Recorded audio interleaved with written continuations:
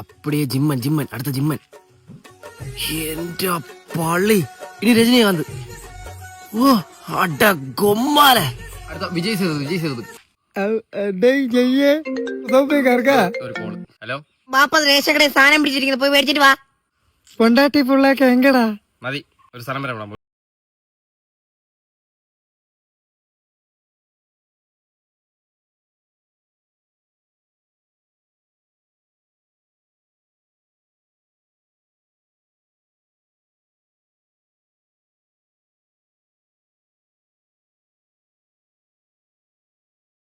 സബറെ, നാളെ കാണാൻ പോകാൻ പറഞ്ഞേ. നാളെ പറ്റൂല ഏട്ടാ. എന്ത് നാളെ നിന്റെ പ്രസവോ? ഇല്ല, നാളെ എനിക്ക് കുറച്ച് തുണി എഴുവിടാണ്ട്. നിന്റെ എല്ലാ കാര്യത്തിലും ഞാൻ പറഞ്ഞ ഞാൻ വിളിക്കാൻ നിനക്ക് വരാൻ വയ്യല്ലേ? എന്നാ ഒരു കാര്യം ചെയ്യാം, നീ ഇവിടെ നമുക്ക് ഇപ്പൊ പോയാൽ കഴിവിടാം.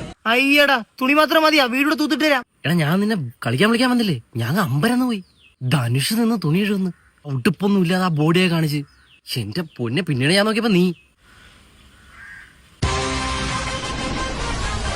ശബരിയത്തിൽ വന്ന് വണ്ടി എടുത്താൽ ഭയങ്കര നടുവേദന. ഇന്നലെ മൊത്തം ഞാനാണ് ഓട്ടിച്ച, ഇന്നലെ ഓടിയാണെന്ന് പറ്റത്തില്ല. നമ്മൾ ലക്ഷ്മി ഇല്ലേ, അവള് പറഞ്ഞ് നീ ബൈക്ക് ഓടിക്കുന്ന കാണാൻ ജോൺ അബ്രാഹിമിനെ കണക്കിരിക്കുന്നു.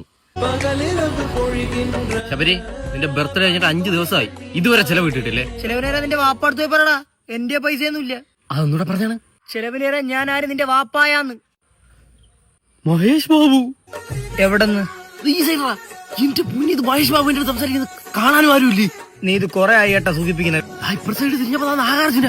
എനിക്ക് എന്റെ കണ്ണുകളെ വിശ്വസിക്കാൻ കഴിയുന്നില്ല. എത് നാഗാർജുനാവാ? ഞാൻ പോയി ആരും വിളിച്ചിട്ട് വരട്ടാ. ഹാഫ് മന്തി, അതേ കൂടുതൽ ചോദിക്കരുത്, ഹാഫ് മന്തി. വാ. പെൺമൈ വാരങ്ങൾ താങ്കുവതിൽ.